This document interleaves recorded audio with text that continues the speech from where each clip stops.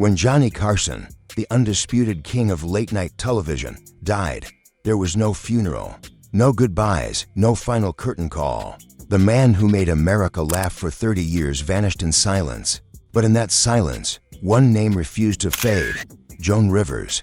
She was the ghost from his past, the student who became his rival, the woman he could never forgive. And as Hollywood mourned its greatest showman, a haunting question lingered. Why did Johnny Carson's final chapter still belong to the woman he tried to erase? For all his fame, Johnny Carson was intensely reserved.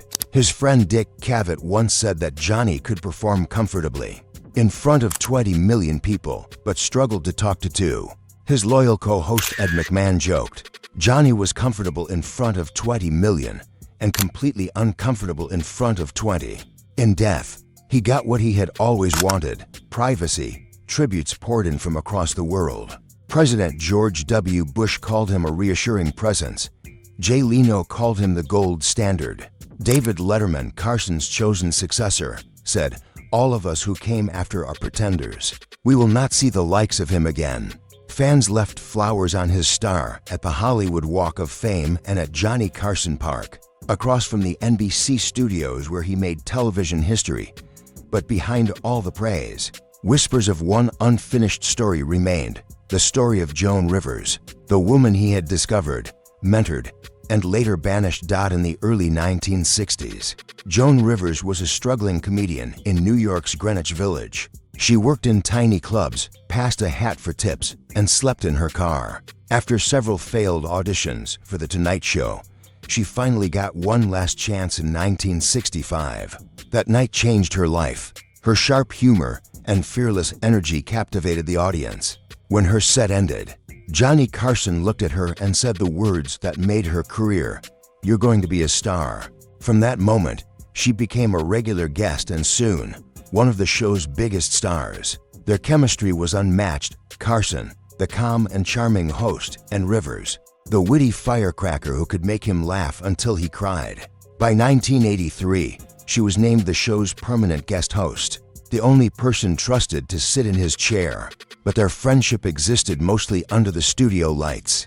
Off camera, Carson remained distant, and Rivers later admitted they rarely spoke when the cameras stopped. Then came 1985. NBC renewed Carson's contract for 2 years, but gave Rivers just one. Soon after, she discovered a memo listing possible successors for The Tonight Show. Her name wasn't on it. She realized she would never be chosen to replace him.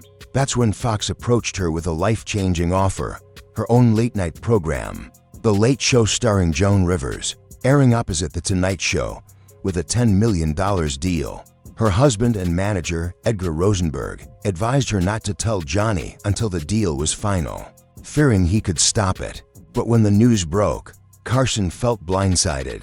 He never forgave her. He banned Joan Rivers from The Tonight Show forever and used his influence to keep guests from appearing on her show.